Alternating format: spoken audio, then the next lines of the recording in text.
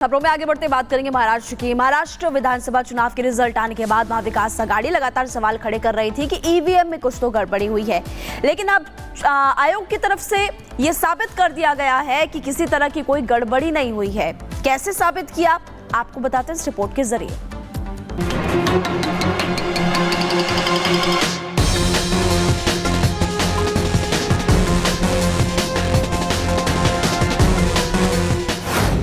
EVM का सच। EVM के सवाल पर विपक्ष बेहाल। एमवीए को लगा जोर का झटका। चुनाव आयोग ने साबित किया सच। वीवीपैट में पर्चियों का मिलान हुआ सही। महाराष्ट्र चुनाव में मिली करारी हार के बाद ईवीएम पर सवाल उठाने वाले महाविकास आघाड़ी यानी एमवीए के दावे को चुनाव आयोग ने खारिज कर दिया है। चुनाव आयोग ने एमवीए के आरोपों के बाद सभी 288 निर्वाचन क्षेत्रों में वीवीपैट से पर्चियों का मिलान कराया, जिसमें ईवीएम में दर्ज वोटों की कैंडिडेट वार संख्या और वीवीपैट की पर्चियां पूरी तरह से बराबर और सही पाई गई। 1440 वीवीपैट की पर्चियों की गिनती हुई। 36 जिलों में हुआ वेरिफिकेशन। हर विधानसभा क्षेत्र में हुई जांच। 5 वीवीपैट पर्चियों और ईवीएम का हुआ मिलान। नहीं मिली ईवीएम में कोई भी खामी। मैं पूरी जिम्मेदारी से कहता हूं, EVM cannot be hacked, EVM cannot be tampered, और उसका रीजन भी बहुत सीधा है। एक बात तो यह है, वो स्टैंड अलोन मशीन है। स्टैंड अलोन मशीन का मतलब ये होता है किसी भी नेटवर्क से, किसी भी बाह्य गैजेट से उसका कोई ताल्लुक नहीं है, कोई संबंध नहीं होता। तो इसलिए उसका हैकिंग होना, टैम्पर होना, ये संभव ही नहीं है।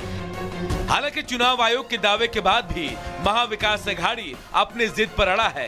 तभी तो सच सामने आने के बाद अब पूरा इंडी गठबंधन इस मामले को सुप्रीम कोर्ट में ले जाने की तैयारी कर रहा है। सुप्रीम कोर्ट में अपीयर होना है।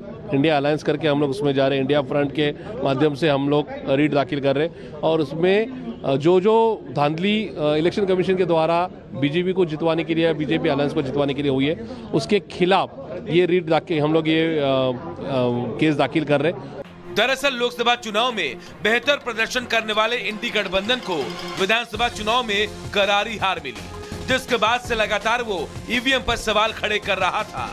लेकिन अब चुनाव आयोग ने ईवीएम और वीवीपैट के पर्चियों का मिलान कर इंडी गठबंधन के दावों को खारिज कर दिया है। Bureau report, Republic Bharat.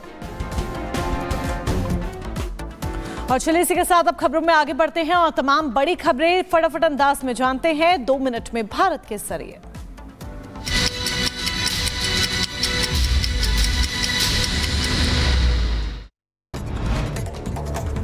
Syria में तख्ता पलट के बाद बिगड़े हालातों के बीच भारत ने सीरिया से अपने 75 नागरिकों को निकाला। लेबनान के रास्ते भारत लौटेंगे सभी नागरिक। निकाले गए लोगों में जम्मू कश्मीर के 44 तीर्थयात्री शामिल थे, जो कि सैदा ज़ैनब में फंसे हुए थे।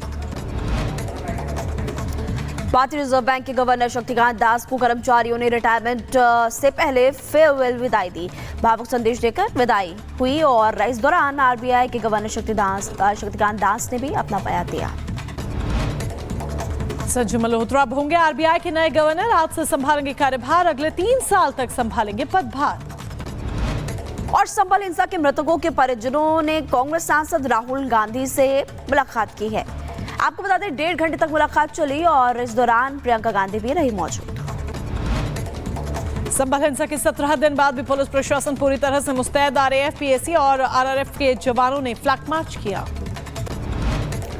खबरों में आगे बढ़ती हैं और सपा नेता आजम खान ने जेल से लिखी चिट्ठी। आजम ने इंडी गठबंधन पर मुसलमानों के अनदेखी का भी लगाया आरोप। चिट्ठी में लिखा कि रामपुर में हुए जुल्म का भी मुद्दा संसद में उठाए। मुस्लिम लीडरशिप को मिटाने का काम कर रहा है इंडी गठबंधन। उत्तर प्रदेश के मुजफ्फरनगर में पुलिस मुठभेड़ में 25,000 का इनामी बदमाश ढेर हुआ। बदमाश की गोली लगने से दारोगा घायल। विनोद गडरिया गैंग से जुड़ा था बदमाश अजय वीर। घटनास्थल से तमंचा, कारतूस और नकदी बरामद हुई। ग्रेटर नोएडा में गौ तस्करों और पुलिस की मुठभेड़ हुई। 25,000 का इनामी बदमाश गोली लगने से घायल। कब्जे से अवैध हथियार और बाइक बरामद हुई। आगे बढ़ेंगे। वाराणसी में पुलिस और बदमाशों के बीच में मुठभेड़ हुई है। क्रॉस फायरिंग में एक बदमाश को गोली लगी। दूसरा बदमाश मौके से फरार हो गया। घायल बदमाश को अस्पताल में करवाया गया भर्ती।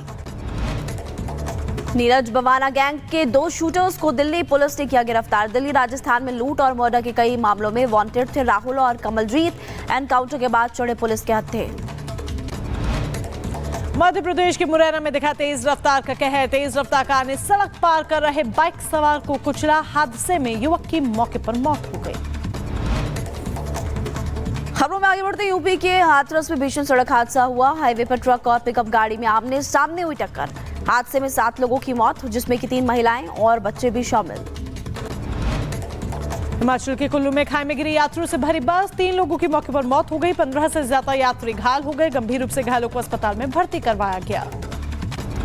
मध्य प्रदेश के छतरपुर में जनसुनवाई के दौरान युवक ने आत्मदाह की कोशिश की। युवक ने खुद पर डाला पेट्रोल और न्याय न मिलने का युवक ने लगाया आरोप। चाहिए इस जांच की मांग इसीलिए की जा रही है क्योंकि वो विपक्ष जो लगातार अडानी का मुद्दा उठा रहा था, संभल हिंसा का मुद्दा उठा रहा था और संसद का कामकाज उस वजह से चल नहीं पा रहा था। खूब हो हल्ला हो रहा था, संग्राम छिड़ा हुआ था, चाहे संसद के अंदर हो चाहे बाहर हो। अब वो इस कनेक्शन पर, जो कि राहुल गांधी और जॉर्ज सोरोस का कनेक्शन है, उस पर चुप है। इसीलिए जांच की मांग हो रही है।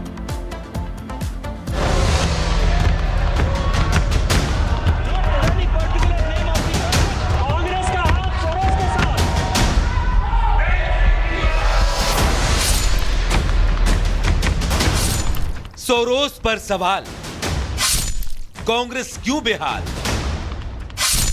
संकट में शीतकालीन सत्र, सोरोस बना बीजेपी का अस्त्र।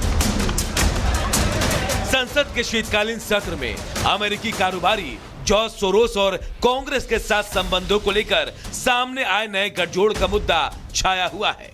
बीजेपी ने बीते दिनों लोकसभा में विपक्ष के नेता राहुल गांधी पर भारत को कथित तौर पर अस्थिर करने के लिए जॉर्ज सोरोस जैसी अंतर्राष्ट्रीय ताकतों के साथ मिलीभगत का आरोप लगाया। बीजेपी इस मामले को लेकर कांग्रेस पर हमलावर है, तो वहीं पूरी कांग्रेस और उससे जुड़े गठबंधन के नेता इस मुद्दे पर जवाब देने से बचते नजर आ रहे हैं। यही वजह है कि सदन में मामले पर जोरदार हंगामा देखने को मिल रहा है। हालात ये हैं कि लगातार संसद का एक दिन हंगामे की भेंट चढ़ रहा है। संसद सत्र में कल का दिन भी हंगामेदार रहा और आज भी जबरदस्त हंगामे के आसार हैं। राज्यसभा में इस मुद्दे पर ज्यादा हंगामा हुआ।